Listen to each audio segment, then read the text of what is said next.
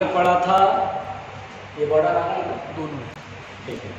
तो चलो बेटा पढ़ते हैं, जहाँ तक पढ़ रहे थे उसके आगे पढ़ते हैं बेटा। हम लोगों ने पढ़ा था फ्रिंज शिफ्ट, याद आ रहा फ्रिंज शिफ्ट? तो फ्रिंज शिफ्ट में मैंने आपको ये क्लियर करा था, देखिए हम लोग फ्रिंज शिफ्ट पढ़ रहे थे बेटा, फ्रिंज शिफ्ट। चलिए बेटा फ्रिंज शिफ्ट हम लोग पढ़ रहे थे, और फ्रिंज शिफ्ट में जहां तक था उसके आगे पढ़ेंगे, है ना बेटा। चलिए देखिए बेटा, 2-3 पॉइंट्स तो मैंने करा दिए थे। फोर्थ पॉइंट देखिए, फ्रिंज शिफ्ट में फोर्थ पॉइंट, और बिल्कुल घबराना नहीं है, बिल्कुल ध्यान से सुनना है, बिल्कुल ध्यान से सुनना है। अब जैसे मान लो बेटा, ये सपोज दैट दो स्लिट है S1 S2, ठीक है। चलो भाई, ये सोर्स है, सिमेट्रिकली रखा हुआ है। आप क्या बोलेंगे, सर पर्दे के सेंटर पे ना सेंटर मैक्सिमा बनेगा, बनेगा, सही बात है, अच्छी बात है भाई। अब मैं बोलूं किसी के सामने स्लिट रख दूं, है ना बेटा, स्लिट रख दूं। मान लीजिए स्लिट मैंने रखा जिसका थिकनेस T है और रिफ्रैक्टिव इंडेक्स μ। तो अब मुझे बताना है कि फ्रिंज पैटर्न पर क्या असर पड़ेगा। तो हम बोलेंगे फ्रिंज पैटर्न पर कोई असर नहीं पड़ेगा, फ्रिंज अभी भी बनेगा, फ्रिंज विड्थ वैसा ही रहेगा। लेकिन क्या होता बेटा, जो सेंट्रल मैक्सिमा जो पर्दे के सेंटर पे बनता था, स्क्रीन के सेंटर बनता था, वो अब सेंटर पर नहीं बनेगा, बल्कि सेंट्रल मैक्सिमा शिफ्ट हो जाए। सोचो पूरे पैटर्न में, पूरा जैसे रेल का डिब्बा है बेटा, और ये सेंटर है, ठीक है, ये सेंटर है। तो सोचो अगर मैं बोलूं कि ट्रेन में बीच वाला डिब्बा जो है, बीच वाला कंपार्टमेंट, अगर वो 1 मीटर खिसक गया तो पूरा ट्रेन भी तो 1 मीटर खिसकेगा। अब ये यहां बन रहा है, तो बात ये समझो, सेंट्रल मैक्सिमा यहां नहीं बनता है, बल्कि जैसे ही आप यहाँ पे स्लिट के सामने, किसी स्लिट के सामने थिन ट्रांसपेरेंट ग्लास स्लैब लगाओगे बेटा, तो ये फ्रिंज पैटर्न पूरा का पूरा शिफ्ट हो जाता है।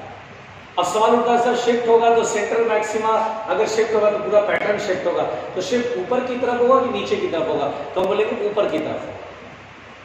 अब आप बोलेंगे सर ऊपर की तरफ क्यों होगा? अब आप सोच के देखो बेटा, यहां पर मैंने सिमेट्रिकली मान लिया, ठीक है, ठीक है।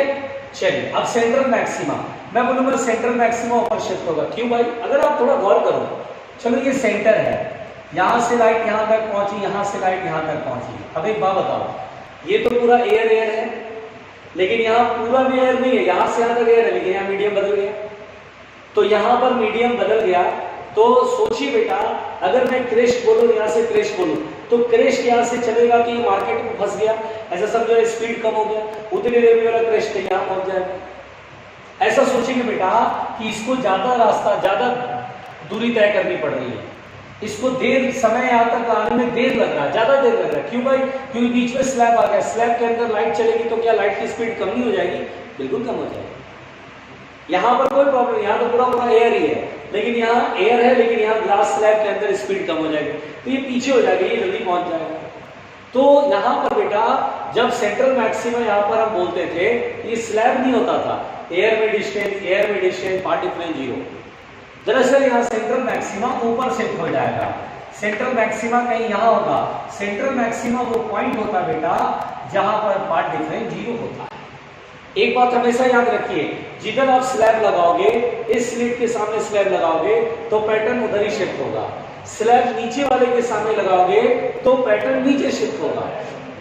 सब ध्यान देने वाली बात क्या, मुझे ये बताओ, जिस स्लिट के सामने हम स्लैब लगाएंगे फ्रिंज पैटर्न उधर ही शिफ्ट होगा। जैसे बताओ बेटा, स्लैब ऊपर लगाया तो ऊपर ही शिफ्ट होगा। क्यों ऊपर शिफ्ट होगा? सोचिए देखो, इसकी वजह से समझो, अगर ये स्लैब है तो स्लैब में अगर T डिस्टेंस चल रहा है तो एयर में कितना चलेगा? μT, यानी एक्चुअली में सेंटर तक पहुंचने में ज्यादा डिस्टेंस हम मान के चल रहा है, क्योंकि इसको देर लग रहा है, जिसका मतलब ज्यादा देर तक चला एयर में, तो ज्यादा डिस्टेंस चला तो पार्ट डिफरेंस 0 नहीं हो पाता। ऐसा लग रहा बेटा जैसे ये 1 मीटर है और यहाँ से अगर 1 मीटर है, इसको लेट हुआ तो इसका समझेंगे 1 मीटर ज्यादा चला, क्योंकि स्लैब की वजह से लेट हो गया, हम समझेंगे स्लैब वजह से लेट होगा तो ज्यादा चला, पार्ट डिफरेंस 0 नहीं होगा, पार्ट डिफरेंस 0 यहाँ कहीं होगा। तो एक्चुअली क्या होता बेटा, S1 से निकल लाइट यहाँ पहुंची और S2 से निकल लाइट यहाँ पहुंची, ये P पॉइंट है, सेंट्रल मैक्सिमा यही खिसक गया। तो मुझे ये शिफ्ट बताना है, ये शिफ्ट, Y शिफ्ट, ध्यान देना बेटा, Y शिफ्ट। सेंट्रल मैक्सिमा पहले यहाँ था, पैटर्न में सेंट्रल मैक्सिमा था, सेंट्रल मैक्सिमा पर किसका पूरा पैटर्न खिसक गया, बगल में फर्स्ट डार्क था, फर्स्ट डार्क क्या आ गया, बगल में फर्स्ट ब्राइट था वो यहाँ आ गया, है ना। समझ रहे हो ध्यान से, अब देखो ध्यान से समझना कितना शिफ्ट होगा ये मुझे सॉल्व करना। तो सेंट्रल मैक्सिमा क्या होता है, पार्टिकल जीरो, पार्टिकल क्या होता है बेटा, जीरो। तो पार्टिकल जीरो करेंगे, देखिए पार्टिकल पहले डेल्टा एक्स लिखेंगे, मैंने कल पार्टिकल निकला सिखाया था ना, इस पॉइंट का पार्टिकल लिखना है h2p बड़ा डिस्टेंस माइनस छोटा डिस्टेंस s1p प्लस, और इसके रास्ते में स्लैब लगा दी, जिसके रास्ते में स्लैब लगाएंगे उसमें म्यू माइनस 1 इंटू टी और ऐड करेंगे, देख रहे हो बात समझे। यहां तक आने में देखो पार्टिकल जीरो होता नहीं होता, अगर ये डिस्टेंस और ये डिस्टेंस माइनस भी करते तो ये रह जाता, इसलिए बेटा मैं बोल रहा था।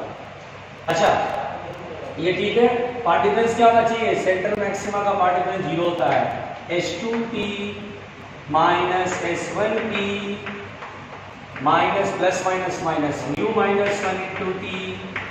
ध्यान देना बच्चों, बिल्कुल ध्यान देना। अब म्यू माइनस 1 इंटू टी उधर कर लो, तो म्यू माइनस 1 इंटू टी, बिल्कुल आराम से सुनना, h2p माइनस s1p।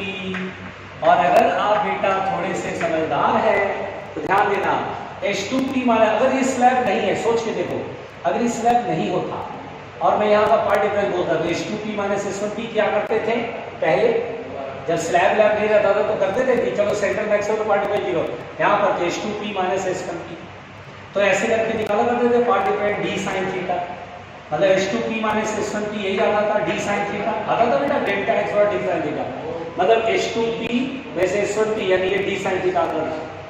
अगर ये थीटा बहुत छोटा है, याद करो, अगर ये तो पहले तो h2p माइनस s1p क्या d sin थीटा लिख सकते हैं, ज्योमेट्रिकली तो ये डिफरेंट d sin थीटा तो होगा ही ना, तो ये d sin थीटा, तो mu minus 1 into T equal to d into sine theta. और चूंकि हम ये मान के चलेंगे शिफ्ट इज वेरी स्मॉल, यानी हल्का सा शिफ्ट करेगा बेटा, ठीक है, तो थीटा इज वेरी स्मॉल, तो थीटा इज वेरी स्मॉल, तो क्या मैं यहाँ पर थीटा को tan थीटा लिखूंगा, बिल्कुल लिखूंगा, घबराना नहीं बच्चों। और tan थीटा अगर ये कैपिटल डी है तो इस ट्रायंगल को देखो, थीटा के सामने परपेंडिकुलर और ये बेस, तो tan थीटा क्या होगा, परपेंडिकुलर अपॉन बेस। तो देखिए mu minus 1 into T equal to D और tan थीटा वाई अपॉन, ये कब लगाते हैं, साइन थीटा tan थीटा में कब कन्वर्ट होता है, जब थीटा बहुत छोटा होता है, जब तक कुछ नहीं है तब तक छोटे ही लेके चलना है ना। तो वाई शिफ्ट, यही वाई शिफ्ट निकालना है, तो Y shift is equal to mu minus 1 into D capital D upon small D, this is the Y shift. आई बात समझ में। अब आपको बेटा ये सीधा सीधा फॉर्मूला याद रखना है, दो चीजें याद रखनी है। पहली चीज, जिस स्लिट के सामने स्लैब लगाएंगे उसी तरह पैटर्न शिफ्ट होगा, ऊपर की तरफ लगाया तो ऊपर की तरफ शिफ्ट होगा, नीचे वाले स्लिट के सामने लगाया तो नीचे शिफ्ट होगा। कितना शिफ्ट होगा उसका फॉर्मूला, तो mu minus 1 into T, mu क्या बेटा, refractive index of the glass slab, T क्या बेटा, thickness of the glass slab, capital D क्या है, स्लिट और स्क्रीन के बीच का डिस्टेंस, और स्मॉल डी क्या है, दोनों स्लिट के बीच का डिस्टेंस। आ रही बात समझ में। तो इस तरह से ये वाई शिफ्ट का फॉर्मूला है, सब लोग जल्दी से लिखो।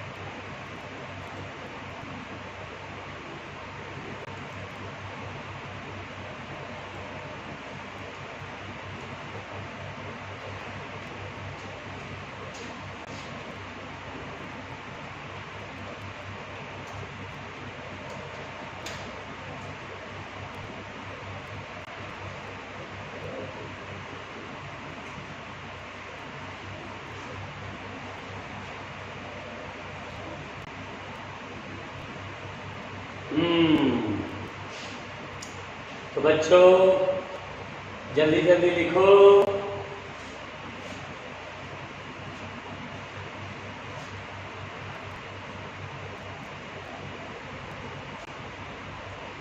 तो जल्दी जल्दी लिखना बच्चों, बड़े आराम से, बड़े आराम से।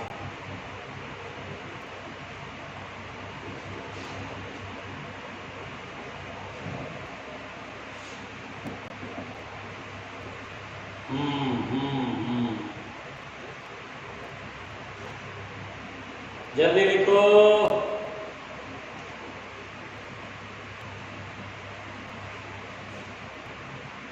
चलो मिटाते बेटा, मिटाते हैं, मिटाते हैं। तो देखो बेटा, फ्रेम शिफ्ट हमने पढ़ लिया, फ्रेम शिफ्ट हमने पढ़ लिया, ठीक है। वो दो चीजें याद रखोगे, जिस स्लिट के सामने स्लैब लगाएंगे पैटर्न, इंटरफेरेंस पैटर्न उधर ही शिफ्ट होगा। और दूसरी बात, फ्रेम शिफ्ट का फॉर्मूला होता है, अगर ग्लास स्लैब लगाएंगे तो बीटा ये Y shift equal to mu minus 1 into T capital D upon small D. Clear हुआ? तो मैंने आपको क्या पढ़ाया बेटा, मैंने आपको ग्लास स्लैब वाली कहानी करा दी। अब ग्लास स्लैब की कहानी जहां भी कहीं पर यंग्स डबल स्लिट एक्सपेरिमेंट में ग्लास स्लैब का क्वेश्चन होगा वो बिल्कुल बना लेंगे आप, क्वेश्चन करेंगे, डोंट वरी रहना। अभी थोड़ा खत्म करते हैं, थोड़ा आगे बढ़ते हैं। अब हम लोग बेटा पढ़ने जा रहे हैं, बिल्कुल आराम से सुनना, फ्रेनेल्स बाय प्रिज्म। क्या पढ़ने जा रहे हैं बेटा? फ्रेनेल्स बाय प्रिज्म। मैं क्वेश्चन बहुत कराऊंगा, टेंशन नहीं लेना। फ्रेनेल्स बाय प्रिज्म पढ़ने जा रहे हैं। तो YDAC हम लोगों ने पढ़ दिया, YDAC कंप्लीट हो गया बेटा। अब 3 टॉपिक छोटे छोटे हैं, Fresnel biprism, wide mirror और आखिरी है interference due to thin films, ठीक है। तो अभी हम लोग फ्रेनेल बाय प्रिज्म पढ़ने जा रहे हैं, जो कि बहुत ही सिंपल है, छोटा सा टॉपिक है, आपको सुन लेना चाहिए, ठीक है बेटा। बहुत ही सिंपल सा टॉपिक है, सब लोग ध्यान से सुनना, फोकस करना, ठीक है। देखो फ्रेनेल बाय प्रिज्म, फ्रेनेल का बाय प्रिज्म, दरअसल क्या होता है बेटा, यंग ने इंटरफेरेंस कैसे प्राप्त करा, कैसे देखा, कैसे बनाया? तो 2 कोहेरेंट सोर्सेज उसने किस रूप में लिए? 2 स्लिट ले लिए, 2 नैरो स्लिट ले लिए, उसके पीछे सोर्स लगा दिया और इस तरह से उन्होंने इंटरफेरेंस पैटर्न देख लिया। यहाँ पर फ्रेनेल ने दूसरा तरीका बताया इंटरफेरेंस पैटर्न देखने का। दूसरा तरीका क्या? कोहेरेंट सोर्सेज होंगे तो इंटरफेरेंस पैटर्न दिखेगा। कोहेरेंट सोर्सेज बनाने का दूसरा तरीका बताया उसने। क्या करा बेटा, नाम सिमिलर है, फ्रेनेल्स बाय प्रिज्म। बाय प्रिज्म मतलब 2 प्रिज्म लेंगे, ठीक है बेटा। इसमें करना कुछ नहीं होता बेटा, 2 प्रिज्म ऐसे होता है बेटा, ये देखिए 2 प्रिज्म लेने हैं और जो प्रिज्म लेंगे उसका जो एंगल ऑफ प्रिज्म होता है वो बहुत ही छोटा होगा, स्मॉल एंगल ऑफ प्रिज्म। क्या बेटा? Small angle of prism. तो 2 प्रिज्म देखिए ऐसे करना है, एक प्रिज्म ऊपर की तरफ है, दूसरा प्रिज्म, दोनों का बेस जो है वो कांटेक्ट में रखना है। देखिए दोनों का बेस कांटेक्ट में है, दिख रहा बेटा। अब यहाँ पर बेटा देखिए, बिल्कुल ध्यान से, घबराइएगा नहीं, दोनों का बेस कांटेक्ट में है, ठीक। ऐसे एक ऊपर की तरफ एक नीचे की तरफ, इसलिए नाम पड़ा है बाय प्रिज्म, मतलब 2 प्रिज्म इस्तेमाल करने हैं। और ये जो एंगल ऑफ प्रिज्म होगा वो वेरी स्मॉल है, वेरी स्मॉल है ना बेटा, very small angle of prism, less than 1 degree से समझ के चलते हैं कि 1 डिग्री से भी कम होगा, ठीक है। कितने से कम होगा? 1 डिग्री से भी कम होगा। अब उसके बाद क्या होता है बेटा, यहाँ सोर्स रखते हैं और यहाँ पर स्क्रीन रखते हैं, बिल्कुल आराम से सुनना, वेरी सिंपल। ये स्क्रीन है बेटा, ये स्क्रीन है। Fresnel biprism is not very important, क्योंकि इसके क्वेश्चन ज्यादा नहीं मिलते हैं। हमें जो इंटरफेरेंस में जो मेजर पार्ट था वो मैंने आपको पढ़ा दिया। हमें पढ़ना था यंग्स डबल स्लिट एक्सपेरिमेंट, उसके हर के क्वेश्चन मिलते हैं। फ्रेनेल बाय प्रिज्म के क्वेश्चन हमें बहुत कम मिलते हैं, जहां भी मिलते हैं वो थोड़े बहुत पूछते हैं, वही हम लोग को पढ़ना है जरा सा, बस हल्का सा। इसलिए इसमें ज्यादा बुद्धि मत लगाना, इसमें ज्यादा बुद्धि लगाना ही नहीं, क्योंकि सवाल ही नहीं बनते इसमें ज्यादा, ठीक है ना। जब हम लोग एग्जाम क्रैक कर लेंगे तो अपने हॉस्टल के कमरे में जो करना है करो, फ्रेनेल बाय प्रिज्म रिसर्च करना बिल्कुल करना बेटा, मैं तुम्हें डिस्टर्ब नहीं करूंगा, मैं बार बार बोल चुका हूं। तो यहाँ पर जितना पढ़ा रहा हूं उसको ध्यान से सुन लो। अब जैसे देखो, ये सोर्स ऑफ लाइट आपने यहाँ रखा, ठीक है सर, अब आप प्रिज्म, ये जो लाइट यहाँ से निकलेगी वो प्रिज्म पर गिरेगी बेटा, बिल्कुल गिरेगी कि नहीं गिरेगी, जल्दी बताओ, गिरेगी, कैसे गिरेगी।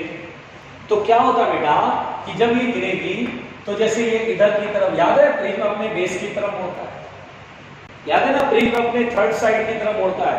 हमने पूरा मोड़ता हुआ एक दो बार रिफ्लेक्शन नहीं दिखा रहा, एक ही बार दिखा रहा, इसलिए मैंने लाइट को यहाँ तक बनाया। वैसे तो आप जानते हैं यहाँ पर भी रिफ्लेक्शन होगा, यहाँ पर भी रिफ्लेक्शन होगा, तो मैं दो बार नहीं दिखा रहा हूं, मैं एक बार दिखा रहा हूं। तो पता है पतला सा है, बिल्कुल प्रिज्म पतली सी है, जस्ट लाइक लेंस। तो लेंस में दो बार दिखाते थे नहीं, एक ही बार दिखाते थे ना, वैसे ही चला करो। बोलो क्लियर। अब यहाँ पर ये लाइट ऐसे करके ऐसे जा रही, तो देखो बेटा इधर से देखने पर हमें ऐसा लगेगा, इधर से देखने पर हमें ऐसा लगेगा कि लाइट जो आ रही है वो कहीं यहाँ से आ रही है। यानी एक जब इस प्रिज्म से लाइट इधर से पास होती है बेटा, तो ऐसा लगता है कि ये लाइट यहीं से आ रही है, कहीं से। उसी तरह इधर भी होती है बेटा, ये ऐसे और ये ऐसे मान लीजिए। तो जब हम इसको पीछे की ओर बढ़ाते हैं, बहुत आराम से सुनना, जब हम इसको पीछे की ओर बढ़ाते हैं बच्चों, तो ये ऐसे। तो आप सोचिए कि प्रिज्म से जब लाइट पास कर रही है, तो इस वाले प्रिज्म से लाइट पास करती है, ये जो लाइट की आ रही है वो लग रहा है कहीं यहाँ से आ रही है, और इधर जो आ रही है वो लग रहा है कहीं यहाँ से आ रही है। यानी वी हैव द दो कोहेरेंट सोर्सेज। ये S1 और S2 को दो कोहेरेंट सोर्सेज बोलेंगे बच्चों। ये कोहेरेंट सोर्स प्राप्त करने का एक अनदर मेथड है। YDAC में दो स्लिट लगा करके पीछे एक सोर्स लगा देते हैं। इसने क्या करा, प्रिज्म लगा दिया और यहाँ सोर्स लगा दिया। अब क्या करता है, यहाँ से जो लाइट में अंदर की तरफ मुड़ेगी, डेविएट हो गई अपने रास्ते से, डेविएट हो रही है, चलो भाई डेविएट हो रही है। तो डेविएट जब हो रही है बेटा, तो ये जो लाइट रेज है इनको पीछे की ओर ट्रेस करते हैं, रिट्रेस, पीछे की ओर ट्रेस करते हैं, पीछे की ओर खींचते हैं, तो यहाँ से आते ही अपीयर हो रही है। तो ये एक सोर्स लग रहा है, जैसे इधर से इस सोर्स से लाइट आ रही है, और लाइट में इधर गिर रही है, इधर भी गिर रही है, वो इधर से आते ही अपीयर हो रही है। तो इन दोनों को कोहेरेंट सोर्सेज बोलेंगे। S1 S2 depends upon S। S1 S2 किस में डिपेंड करो बेटा, S का। और सामने अब ऐसा लग रहा है दो सोर्सेज है, इससे लाइट वेव आ रही है, वेव फ्रंट आ रहा है, ऐसे ये वेव फ्रंट आ रहा है, और सुपर इंपोजर देखिए ऐसे वेव फ्रंट आ रहा है, ऐसे वेव फ्रंट आ रहा है, और ये देखिए सुपर इंपोजर है, ये वेव फ्रंट बढ़ता जाएगा, और यह इंटरफेरेंस पैटर्न बन जाएगा। क्योंकि ये दोनों कोहेरेंट, अगर ये स्विच ऑफ कर दो तो दोनों बंद हो जाएंगे, स्विच ऑन कर दो तो दोनों से लाइट आने लगेगी। डिपेंडेंट सोर्सेज है, तो यहाँ पर S1 S2 क्या हो गया बेटा, कोहेरेंट सोर्सेज हो गया। तो image of S, image of S, source S, image of source S into prism, source S into prism are S1 and S2 which act as coherent sources, which act as coherent sources, जो कि coherent sources की तरह काम करेंगे। बहुत ही simple कहानी, बहुत ही simple कहानी है बेटा, बहुत सिंपल है, ठीक है, घबराना नहीं, आराम से सुनो, पहले कहानी को समझो। अब यहाँ पर बेटा ध्यान से सुनना, पतला प्रिज्म है, टेंशन नहीं लेना, ध्यान सुनना। प्रिज्म और सोर्स के बीच का डिस्टेंस मैंने माना अल्फा, यह मान लिया ए मान लिया, चलेगा, ए मान लिया। और प्रिज्म से स्क्रीन के डिस्टेंस को मैंने बी मान लिया। डायग्राम देख के बिल्कुल मत डरना, डायग्राम देख के बिल्कुल मत डरना, डायग्राम से नहीं डरना चाहिए। बहुत ही सिंपल डायग्राम बनाया बच्चों, घबराना नहीं, बिल्कुल मत घबराना, ठीक है, बिल्कुल मत घबराना।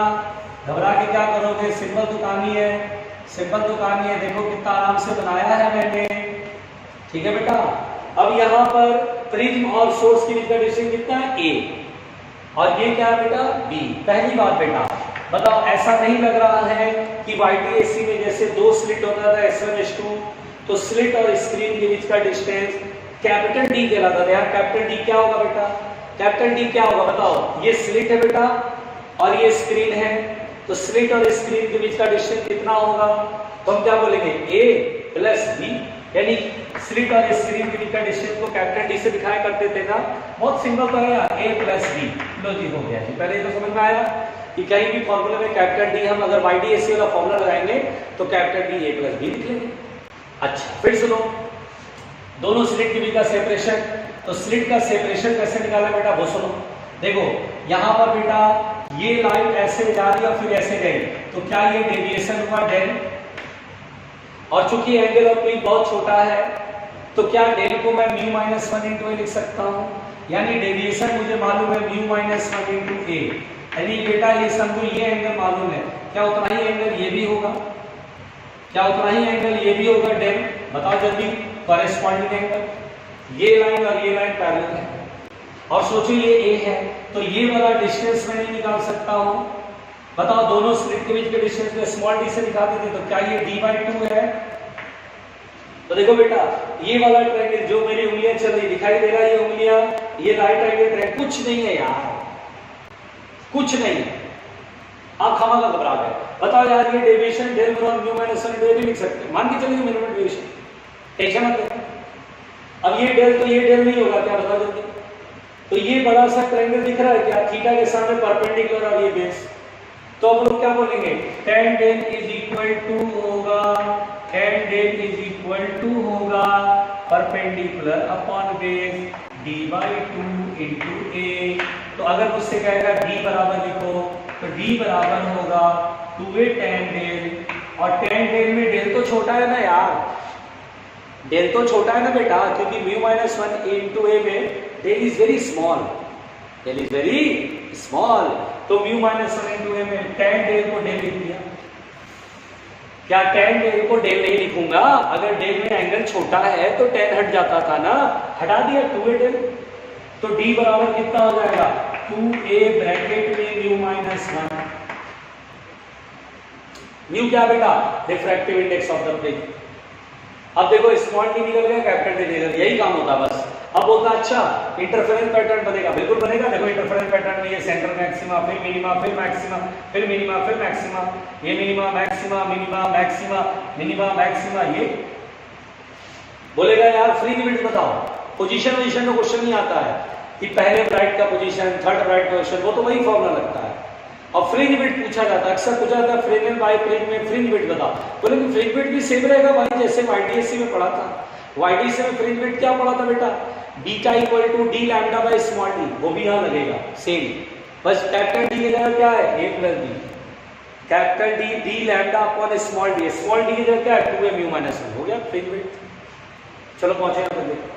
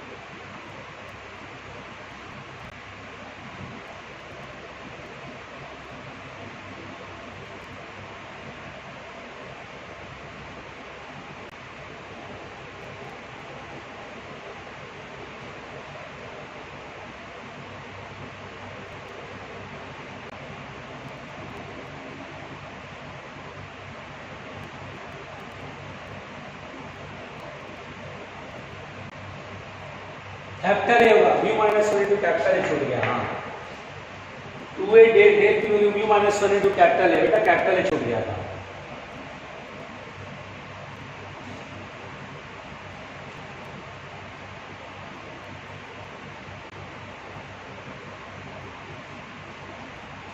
हाँ भाई लिख पड़े, अगर मैं पूछूं आपसे कि फ्रिंज विड्थ बताओ कितना होगा, फ्रिंज विड्थ कितना होगा, फ्रिंज विड्थ होगा सिंपल कहानी, अगर मैं आपसे बोलूं फ्रिंज विड्थ कितना होगा बताओ बच्चों, फ्रिंज विड्थ कितना होगा, फ्रिंज विड्थ होगा beta equal to D lambda by small D, जो YDSC में पढ़ा था वही होता है बेटा, फ्रिंज विड्थ कैपिटल डी की वैल्यू कितना a plus B lambda upon D की value 2a mu minus 1 into A, formula मत याद करना, फॉर्मूला पूरा याद नहीं करना है, बस आपको बस आपको D lambda by small D जो YDSC में इतना ही ज्ञान रखना है। अब बोले सर ये कैसे याद होगा? मत याद करो ना यार, मैंने कब कहा याद करना है? मैंने कहा बिल्कुल मत याद करो, बस फ्रेनेल बाइप्रिज्म को समझ लो, फ्रेनेल बाइप्रिज्म को समझ लो, फॉर्मूला में मत जाओ, इसको समझ लो। फ्रेनेल बाइप्रिज्म फिर से बोल दे रहा हूं कि 2 प्रिज्म है, ये सोर्स है, लाइट जब इससे पास करती है तो ये S1 से आती है, अपीयर होती है, तो ये सोर्स की तरह बिहेव करता है। लाइट इधर से आती है, H2 से आती है, लाइट वेव पता चलती है कि H2 से आती है, अपीयर हो रही है।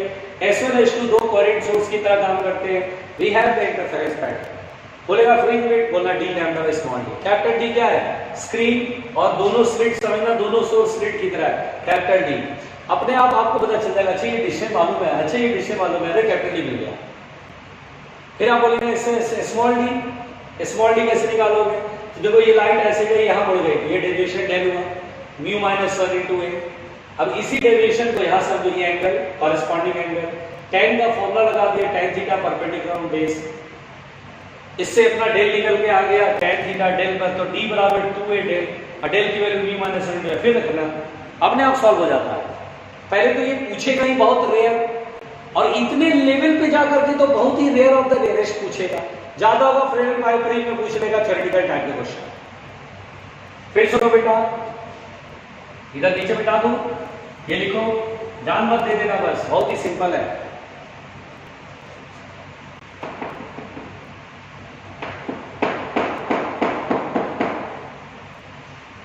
जल्दी लिखो।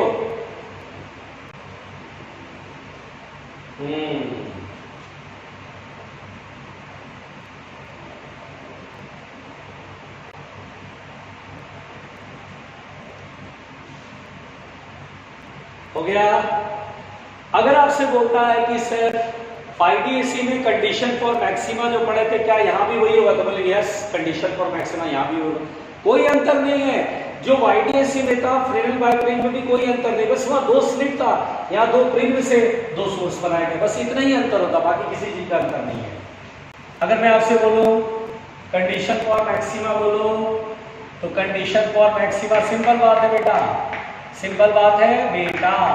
बोलो मैक्सिमा का कंडीशन, जो YDSC में पढ़े थे वही तो बोल रहा है, और हमारे यहाँ खतरनाक प्राणियों का पूरा एक ग्रुप है जो पढ़ता ही नहीं है, पढ़ने की नाटक करता है, पढ़ने का नाटक करता है। पार्ट डिफरेंस क्या होता है? L लैम्डा, एक बराबर 0 1 2 3 4, और फेज डिफरेंस कितना होता है? 2n पाई। ये जो है मैक्सिमा की कंडीशन थी, जो कि यहाँ भी वही होती है। यहाँ भी जो मैक्सिमा बना है, जहाँ जहाँ मैक्सिमा बना है उस पे पार्ट डिफरेंस लैम्डा का इंटीग्रल मल्टीपल है, और फेज डिफरेंस 2 पाई, सॉरी पाई का इवन मल्टीपल है, पाई का इवन मतलब 2n। Condition for minima, condition for minima, condition for minima, minima, ठीक है। Condition for minima, path difference कितना होगा बेटा? तो 2n माइनस 1 लैम्डा बाई 2। बताया था ना, अगर कहीं 2n प्लस 1 लैम्डा बाई 2 हो जाए तो क्या करोगे? अरे सर कोई बात नहीं सर, लैम्डा बाई 2 का ऑड मल्टीपल है, 2n माइनस 1 में की शुरुआत 1 से होती है बस। और फेज डिफरेंस क्या था? 2n माइनस 1 पाई। 2n प्लस 1 हम लोग कम ही प्रीफर करते हैं, बोला था बेटा 2n प्लस 1 पाई वाला 2n प्लस 1 कम प्रीफर करते हैं, क्योंकि y वाला जो फॉर्मूला आया था 2n minus 1 D lambda by small D 2d, वो बहुत सिंपल था, बहुत मजेदार था। याद है position of bright and dark का फॉर्मूला? पोजीशन ऑफ ब्राइट का फॉर्मूला क्या पढ़ा था? y बराबर n D lambda by small D कराया था YDSC में, और मिनिमा के लिए पोजीशन का फॉर्मूला कराया था y equal to 2n minus 1 D lambda by 2d। बैल बुद्धि पढ़ के आया करो।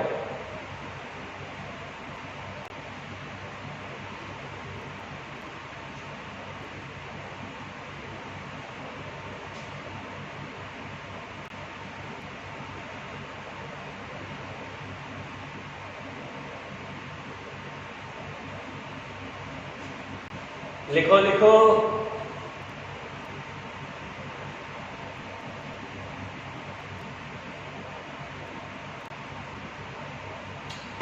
जल्दी लिखो।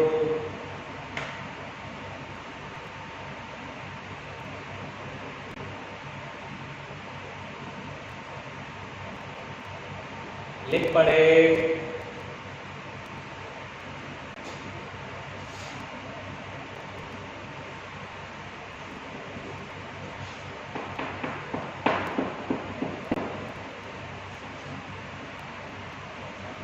मिटा रहा हूं बेटा, मिटा रहा हूं बेटा। चलो भाई, तो फ्रेनेल बाइप्लेन में आपने पढ़ लिया, था ना सिंपल? बोला तो था बहुत ही सिंपल है, बोला तो था बहुत ही सिंपल है।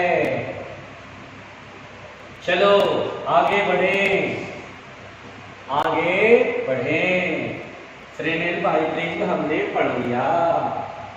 अब बेटा लॉयड्स मिरर, लॉयड्स मिरर ये भी जो है देखो एक ना कंपटीशन शुरू हो गया, एक कंपटीशन होड़ मच गई। अरे भाई यंग ने फेमस कर दिया अपने आप को, हाँ यंग ने फेमस कर दिया अपने आप को, अब तो यंग फेमस हो गया पूरी दुनिया में। कैसे? उसने इंटरफेरेंस दिखा दिया लोगों को। तो फ्रेनेल बोला मैं भी दिखाऊंगा, तो फ्रेनेल ने दिखा दिया। तो लॉयड बोला मैं भी दिखाऊंगा, उसने बोला लॉयड्स मिरर। इससे भी फ्रेनेल इससे भी आप देख सकते हैं इंटरफेरेंस पैटर्न। बोला यार मजा आ गया यार, पूरी होड़ मची हुई है। चलो भाई, तो देखिए ध्यान से बेटा, लॉयड्स मिरर क्या है? तो लॉयड्स मिरर भी इंटरफेरेंस देखने में, इंटरफेरेंस प्राप्त करने का एक अनदर मेथड है ना, इंटरफेरेंस बनाने का एक अनदर मेथड है। इससे हम लोग इंटरफेरेंस पैटर्न देखते हैं। ऑब्वियस सी बात है, इंटरफेरेंस पैटर्न तब दिखाई देगा जब कोहेरेंट सोर्सेज होंगे, और कोहेरेंट सोर्सेज यानी तीनों लोग कोहेरेंट सोर्सेज बनाने के अलग अलग मेथड लेके आए। यंग ने कोहेरेंट सोर्स बनाने का अपना मेथड निकाला, फ्रेनेल ने अपना मेथड निकाला, वो आपने पढ़ लिया, और लॉयड ने अपना तरीका निकाला। लॉयड ने बहुत ही सिंपल और सिंपल करा। लॉयड ने तो बोला देखो ये भाई बहुत सिंपल है, बोला देखो ये मिरर है, ये कौन सा मिरर है? Plane mirror. बोला ये प्लेन मिरर है, ठीक है भाई? बोला ठीक है भाई, ये प्लेन मिरर है। बोला ओके, बोला ओके। क्या लॉयड मिरर के क्वेश्चन मिलते हैं? नहीं, एक आध मिलेगा, बहुत ही रेयर ऑफ द रेयर, लेकिन पूछता है इसलिए पढ़ाना पड़ रहा है, सिलेबस में पढ़ाना पड़ रहा है। मुंडी ऊपर करके ध्यान से सुन लो, कहीं इक्का दुक्का मिल गया तो बोले सर लॉयड जैसी चीज आपने कभी नहीं पढ़ाई, लॉयड्स मिरर क्या होता है, इसलिए मैं पढ़ा रहा हूं बेटा। ये प्लेन मिरर है, फिर इसने क्या करा, एक सोर्स यहां पे लगा दिया। बोला ये सोर्स है एस, बोला हो गया। अब तुमको इंटरफेरेंस पैटर्न दिख जाएगा, सामने मिरर लगा लो, सॉरी सामने स्क्रीन लगा दो, तो स्क्रीन पर बढ़िया शानदार बनेगा। बोला अच्छा, एकदम शानदार वाला, बिल्कुल शानदार वाला, मजा आ जाएगा। चलो भाई मजा आ जाएगा। ये मिरर यहां से यहां तक है, ठीक है? बोला कैसे? देखो, बोला देखो अगर कोई पॉइंट पी पकड़ दो, पर्दे पर ही कोई पॉइंट पी पकड़ दो, तो देखो बेटा एक रे ऐसे आएगी, और एक रे मिरर से रिफ्लेक्ट होके जाएगी। क्या दो वे पहुंच रहे हैं? ध्यान दो बेटा, इस मिरर में इस सोर्स का इमेज बनता है। क्या इमेज यहां बनेगा? ऐसा लगेगा ये यहां से कहीं से आ रहा है, यानी कि इस मिरर में मुंडी ऊपर रख के बेटा, मुंडी ऊपर रखे बेटा, मुंडी ऊपर रखे बेटा, इस मिरर में ध्यान से डायग्राम समझिएगा। इस मिरर में देखिए, ये पहले तो इस पॉइंट पर एक तो लाइट वेव डायरेक्ट पहुंची सोर्स से, और एक मिरर से रिफ्लेक्ट हो गया है। तो इस पॉइंट पर आने वाली दोनों वेव में ये वेव तो आ रही है इससे, और ये वेव आती है प्योरली इसके इमेज से, यानी एक नया सोर्स बन गया। इस सोर्स का जो इमेज बनेगा आईने में, मिरर में, ये दोनों कोहेरेंट की तरह काम करेंगे। कौन कोहेरेंट की तरह काम करेगा? एस और एस डैश। एस तो सोर्स है, और मिरर में इसका इमेज बनेगा। इमेज कैसे बनता है बेटा? ऐसे मिरर वाली लाइन खींच लेते हैं, इस लाइन के परपेंडिकुलर पीछे ये इमेज बनेगा। तो कोई भी लाइट जो यहाँ पर कोई भी किसी भी पॉइंट पर कोई भी वेव गिर रही है, तो एक तो डायरेक्ट इस सोर्स से आएगी, और दूसरा इस मिरर से रिफ्लेक्ट होने के बाद आएगी, और दोनों वेव के सुपरपोजिशन से we have the interference pattern. फिर से इंटरफेरेंस पैटर्न बनेगा, मेरी बात ध्यान से सुनना, फिर से इंटरफेरेंस पैटर्न बनेगा। यहां पर बेटा इस सोर्स से लाइट वेव डायरेक्ट इस पॉइंट पर पहुंची और एक रिफ्लेक्ट होके आई, तो दो वेव आ रहे हैं। ये वेव लग रहा है एस से आ रहा है, और ये वेव लग रहा है एस डैश से आ रहा है, और दोनों सुपरपोजिशन से इंटरफेरेंस करते हैं। तो यहाँ कोहेरेंट सोर्सेस कौन कौन है? एस और एस डैश, है ना?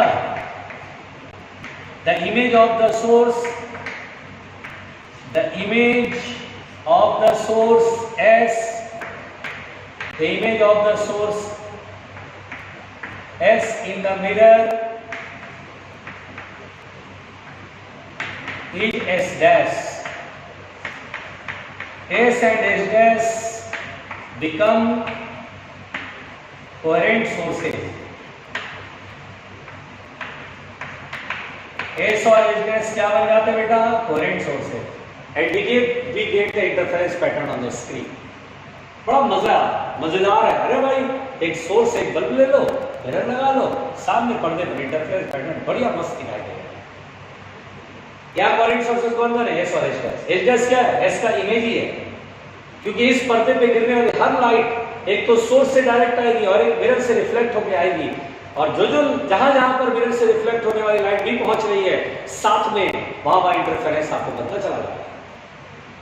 हर जगह नहीं बनेगा, क्योंकि मिरर से जो लाइट पहुंच रही है वो लिमिटेड एरिया में पहुंचेगी। लाइट यहां गिरेगी तो यहां, लाइट यहां गिरेगी तो यहां, एक सर्टेन रीजन में इंटरफेरेंस पैटर्न बनेगा, क्योंकि जहां भी रिफ्लेक्टेड लाइट पहुंच पा रही है वहां आपको इंटरफेरेंस पैटर्न बनेगा।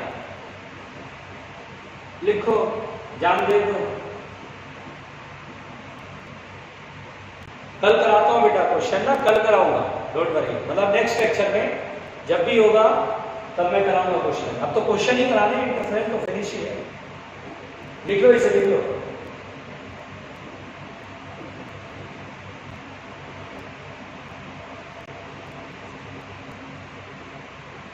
परेशान मत होना बच्चों, बस लिखो जल्दी से।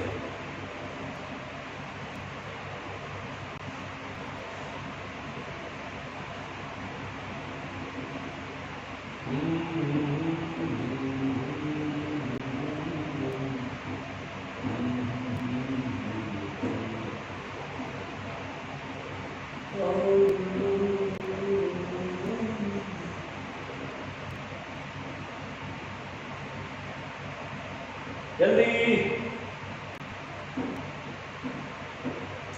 प्यारे बच्चों,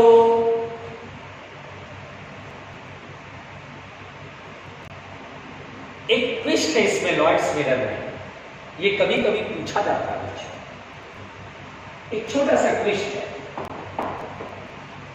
एक छोटा सा ट्विस्ट है, ठीक है, और वो मैं बताता हूं। देखो, पहले ट्विस्ट समझो। देखो बेटा, अब ट्विस्ट क्या है वो समझो। समझने को सब लोग तैयार है? ऐसा मैं मान लेता हूं। ट्विस्ट क्या है? देखो, एक कॉन्सेप्ट होता है बेटा, इस कॉन्सेप्ट को समझो। एक कॉन्सेप्ट होता है, जब आप वेव वाला चैप्टर पढ़ेंगे ना, जब वेव वाला चैप्टर पढ़ेंगे तो उस वेव वाले वेव ऑप्टिक्स पढ़ेगा ना, अभी पढ़ रहे ना। जब आप साउंड वेव वाला यूनिट पढ़ोगे ना, wave and oscillation and wave वाला यूनिट, उसमें आपको बताया जाता है बेटा, जैसे ये रस्सी है, ये स्ट्रिंग है बेटा, है ना। ध्यान से पहले मेरी बात सुनना, कोई लिखने मत लगना, कंसेप्ट बता रहा हूं। तो क्या होता है बेटा कि जब मैंने ऐसे रस्सी पकड़ लिया और ऐसे करके स्नैपशॉट दिया, ऐसे जैसे जिम में ऐसे करते हैं ना रस्सी से। अरे बहुत लोग ऐसे, वो जिम जो जाते हैं बॉडी बनाने वाला, तो उसमें ऐसे करके मोटा सा थिक रोप होता है और ऐसे ऐसे करते हैं तो वेव बनता है, उसमें वेव बनता है। तो हमने ऐसे करा तो पल्स बना, ठीक है बेटा, ये पल्स आगे गया। अब क्या होता है बेटा, जब ये पल्स ऐसे चलता है चलता है चलता है चलता है चलता है चलता है, यहां पहुंचता है, तो पल्स यहां पे टकराने के बाद उल्टा हो जाता है, उल्टा हो जाता है। जब ये जैसे क्रेस्ट में जाए, ये क्रेस्ट कहलाता है। क्रेस्ट ऐसे गया, टकराएगा, टकरा कर जब लौटेगा ये ट्रफ बन के लौटेगा, अपना मुंह नाक तोड़वा लेगा, मतलब क्रेस्ट बन जाएगा ट्रफ। क्या बन जाएगा बेटा? क्रेस्ट बन जाएगा ट्रफ। जोर से बोलो, क्रेस्ट बन जाएगा ट्रफ। यस, क्रेस्ट बन जाएगा ट्रफ। तो क्या होता बेटा, जब क्रेस्ट भेजेंगे और ट्रफ बन जाएगा, तो जब भी कभी रिजिड बाउंड्री रिजिड सरफेस से टकराता है, ये बॉल क्या है, रिजिड सरफेस, उससे टकराता है, तो उसका फेज चेंज हो जाता है, मतलब क्रेस्ट ट्रफ बदल जाता है। 180 डिग्री से फेज बदलता है, इसको बोलते हैं कि फेज चेंज बाय 180 डिग्री। इसलिए बेटा कभी भी वेव, चाहे वो लाइट वेव हो चाहे वो साउंड वेव हो, जब भी वो rigid boundary that is denser की सरफेस से टकराता है, डेंसर मीडियम की सरफेस से टकराता है, लौटता है, तो उसका फेज 180 से चेंज हो जाता है। तो कंसेप्ट है बेटा, मैं आपको बस एक ऐसी कंसेप्ट आपको सिखाने के लिए, बल्कि आप वेव में तो बहुत अच्छा सीखेंगे, डोंट वरी रहना। तो when wave reflects when wave reflects from the denser surface and उसके बाद denser medium है, denser surface, then its phase changes by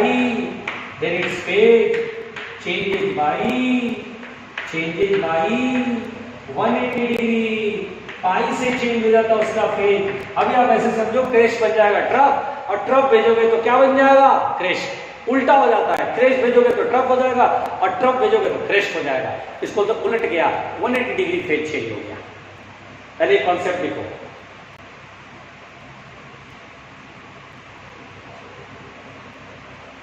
जल्दी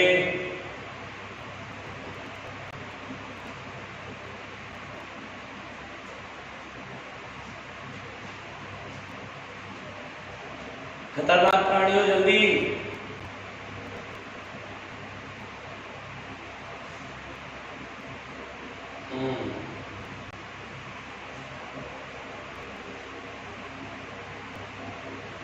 खतरनाक प्राणियों जल्दी। अब बेटा लिखा इधर, लिख लिया? चल एक बात मुझे समझाओ।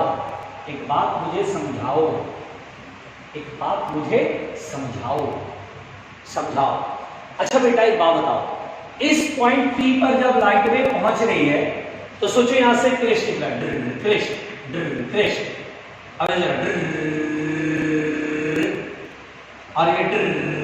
अब ये तो मिरर आ गया, अब क्रेस्ट गिरा और ये तो मिरर आ गया, रिजिड है, तो क्या होगा? Crest converts into trough, phase changes by pi. तो आपको क्या करना चाहिए?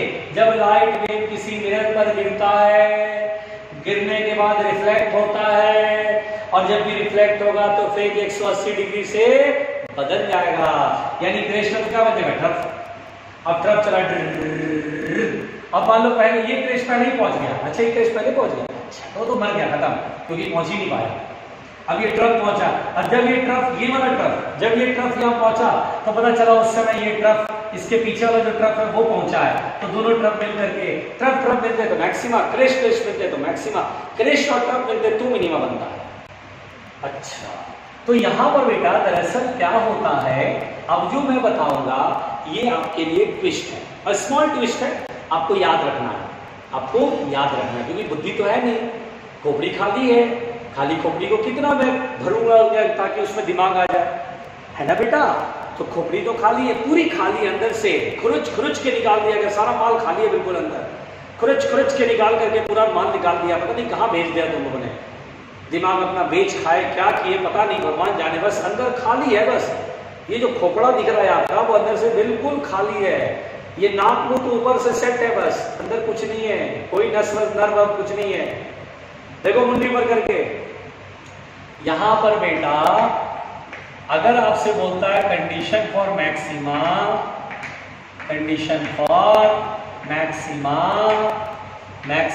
की कंडीशन, तो मैक्सिमा की कंडीशन क्या होगी?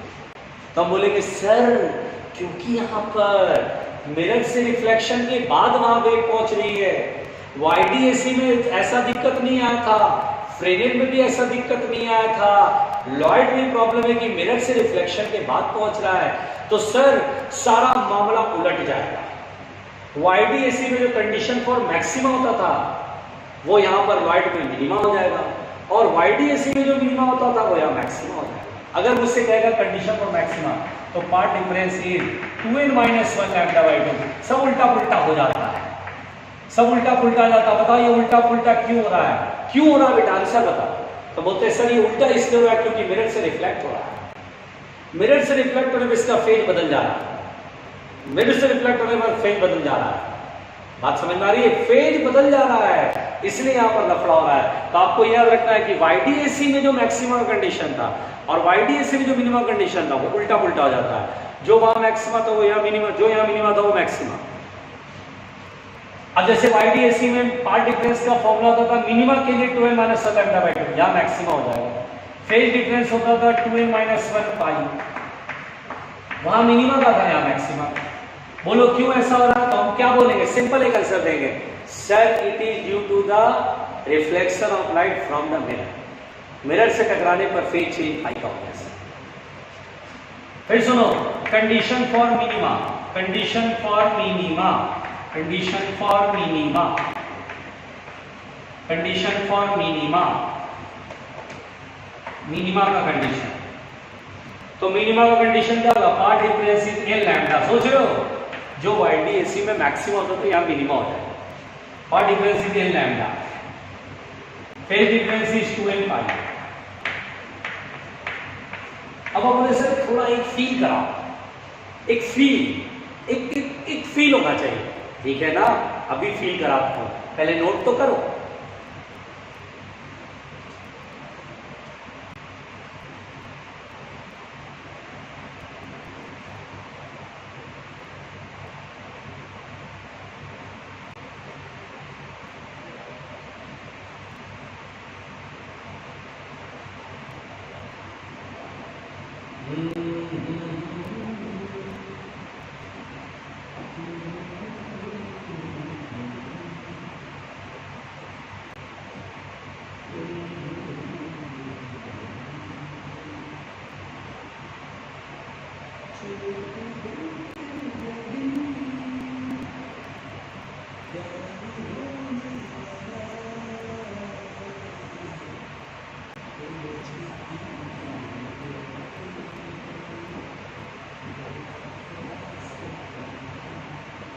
हो गया बेटा?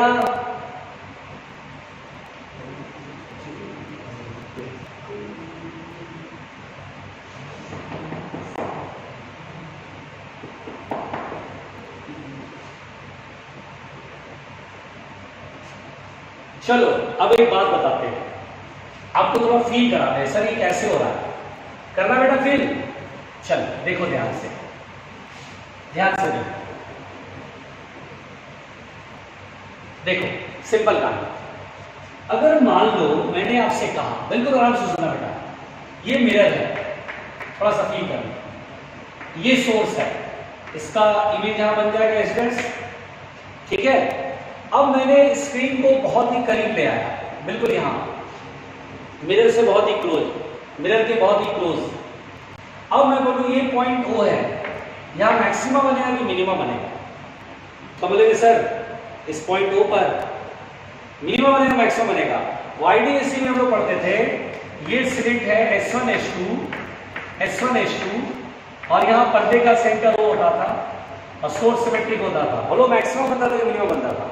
तो हम बोलते थे सर मैक्सिमा बनेगा, सेंट्रल मैक्सिमा बनेगा, मैक्सिमा बनता है कुल मिला करके। हाँ मैक्सिमा बनेगा, पार्ट डिफरेंस ही 0, पार्ट डिफरेंस 0, मैक्सिमा बनेगा। ये होता था। अब जरा सुनना ध्यान से, बहुत आराम से। यहां पर सोर्स से लाइट निकला, डायरेक्ट पहुंचा, और ये इससे जो लाइट निकला है बिल्कुल मिरर की इस एज पर गिरा और ऐसे करके कैसे पहुंचा? ये कहीं यहां से आता हुआ अपियर हो। अब आप सोचो बेटा, क्रेस्ट चला, इसका भी क्रेस्ट चला, ये क्रेस्ट चला, लेकिन मिरर से तो रिफ्लेक्ट हुआ यहां पर, क्रेस्ट चला, इसका भी क्रेस्ट चला, चला चला चला चला चला चला चला और टकराने में क्या हो गया? ट्रफ। अब क्रेस्ट का ट्रफ मिलकर मर गए, मिनिमा बन गया।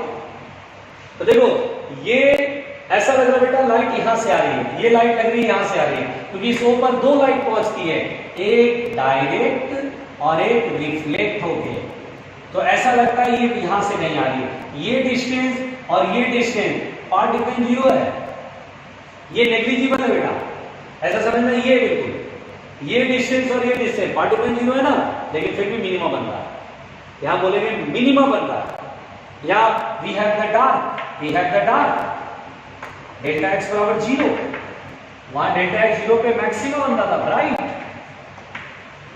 और यहां का बन रहा है डार्क। पलट गया, क्यों पलटा? क्योंकि रिफ्लेक्शन हुआ। अगर ये रिफ्लेक्शन नहीं हो रहा था तो डेल्टा x 0 सब ब्राइट बनेगा, क्योंकि डेल्टा x 0 यानी मैक्सिमा की कंडीशन होती है, ब्राइट बनती है। एक क्रेस्ट के ऊपर क्रेस्ट आता है बिल्कुल एग्जैक्टली, यहाँ क्रेश तो आ रहा है, साथ में ये भी चल रहा है, लेकिन बिना कारण से थोड़ा सा पलट गया, क्रेश से ट्रफ बन गया, क्रेश और ट्रफ मिलकर के मिनिमा बन गया, नहीं आया समझ में।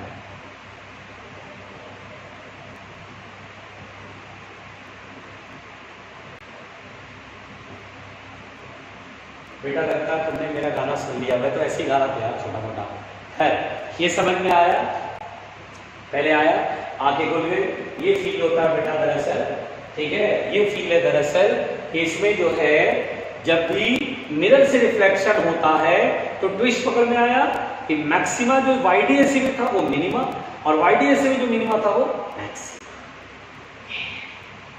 ये क्वेश्चन पूछता है, बोलेगा when screen is very close to the mirror, then center of the screen, then at the center of the screen, what we will get, bright or dark? बोलेंगे we will get the dark. Why? बोलेंगे crash आ रहा है, यहाँ भी बिल्कुल आ रहा है crash, लेकिन मिरर से रिफ्लेक्शन में के बाद क्या बन जाएगा, ट्रफ, और क्रेश और ट्रफ मिलेगा तो खत्म, मिनिमा, डार्क। बोलो बेटा समझ में आया? तो लॉयड्स मिरर फिनिश हुआ, लॉयड्स मिरर क्या हुआ बेटा, फिनिश हो गया। अब आपको सिर्फ एक छोटा सा टॉपिक पढ़ाना है, क्या पढ़ाना है, interference due to thin film, जो सब interference due to thin films, interference due to thin films पढ़ेंगे अगले एपिसोड में, ठीक है, interference due to thin film पढ़ेंगे अगले एपिसोड में, और अगले एपिसोड में बहुत सारा क्वेश्चन भी कराना है, ठीक है, एक दो लेक्चर केवल क्वेश्चन का रखते हैं, बहुत सारे सवाल करा दूंगा, जिससे आपको लगेगा ये तो बहुत ईजी है यार, हम तो खामा परेशान हो रहे थे, ठीक है। एक बार ना थोड़ा रिवाइज करके आना, जैसे कल की क्लास करने से पहले आप ना रिवाइज कर लेना पूरा अच्छे से, जो नोट्स में कराया सब अच्छे से देख लेना, समझ लेना, रिवाइज कर लेना ढंग से, सारे फॉर्मूले सारी चीजें एक बार लिख के रिवाइज कर लेना, और फिर उसके बाद कल जब मैं क्वेश्चन कराऊंगा तो चीजें थोड़ी थोड़ी और समझ में आने लगेगी। बहुत लोग का वेव नहीं पढ़ा हुआ इसलिए वेव ऑप्टिक्स दिक्कत होती है, बहुत लोग का वेव नहीं पढ़ा हुआ, तो जिनका वेव नहीं पढ़ा रहता वेव ऑप्टिक्स, बेटा वेव ऑप्टिक्स जो होता है वो वेव से कनेक्टेड है, तो वेव आता है तभी तो वेव ऑप्टिक्स आएगा, तो वेव नहीं पढ़ा हुआ है इसीलिए वेव ऑप्टिक्स में दिक्कत आई बहुत लोगों को कि सर कैसे सुपरपोजिशन कराते हो, कैसे वेव इक्वेशन लिखते हो। आपको याद है कंडीशन फॉर मैक्सिमा मिनिमा का जो डेरिवेशन था पूरा मैंने कराया, y = y1 + y2, सुपरपोजिशन का प्रिंसिपल, y1 और y2 का वैल्यू रख करके पूरा सॉल्व करा, तो वो बहुत लोगों के पल्ले ही नहीं पड़ा। But don't worry about that, wave नहीं पढ़ा हुआ इसलिए दिक्कत आ रही है, वेव जिस दिन पढ़ लोगे उस दिन ही बोलोगे बहुत आसान था सर, बट कोई नहीं, अभी तो वेव ऑप्टिक्स पढ़ रहे हैं, तो वेव ऑप्टिक्स में क्या करना हमें, जो पढ़ा है उसको ठीक से एक बार देखना है, समझना है, जब मैं क्वेश्चन कराऊंगा तो आप और ज्यादा सीख जाओगे, फिर आसान लगने लगेगा, बहुत आसान, ठीक है बेटा, ओके।